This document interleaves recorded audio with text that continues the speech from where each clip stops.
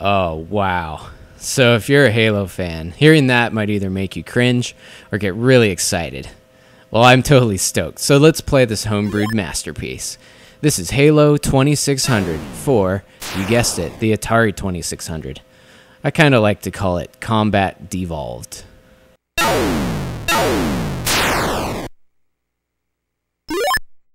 Halo 2600 was developed by Ed Fries, former vice president of Microsoft's game publishing division, and one of the minds behind the development of the original Xbox console. With some inspiration from a book called Racing the Beam that was about programming on the 2600, he started playing around with a blocky little Master Chief in a universe limited to only 4 kilobytes of memory.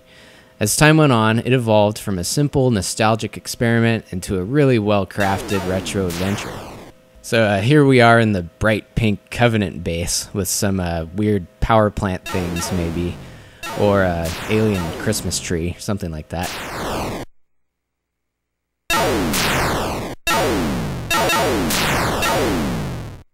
There's 64 screens to explore, and you can gun down plenty of grunts and elites along your way.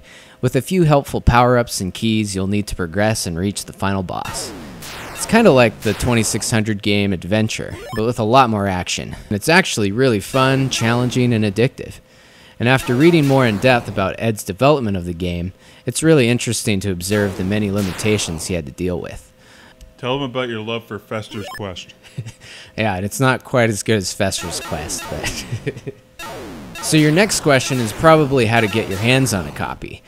Well, that might be a little difficult. When the game was debuted at the 2010 Classic Gaming Expo in Las Vegas, they had a handful of cartridges there, and since then there's quite the waiting list to get in on any future duplication runs that are made.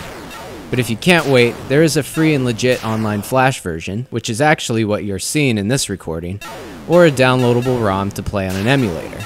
And I wouldn't be too surprised if this eventually comes out on Xbox Live Arcade.